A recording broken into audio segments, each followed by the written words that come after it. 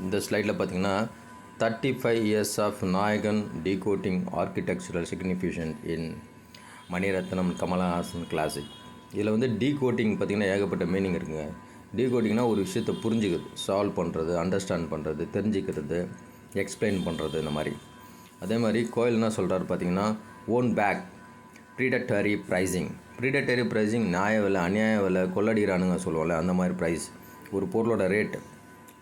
Advance pricing, aggressive pricing, book pricing, இந்த மாதிரி நிறைய இருக்குது. அடுத்து பார்த்திங்கன்னா கிறிஸ்டன் ஃபேமிலி என்ன சொல்கிறாங்கன்னு பார்த்தீங்கன்னா, she has been scammed and framed. Framed nothing but ஜோடிக்கிறது, ஒரு ஒன்றுமே இல்லாதது வந்து ஜோடிக்கிறது. ஃப்ரேம் எப்படி இருக்கும், அழகாக ஃப்ரேம் பண்ண மாதிரி.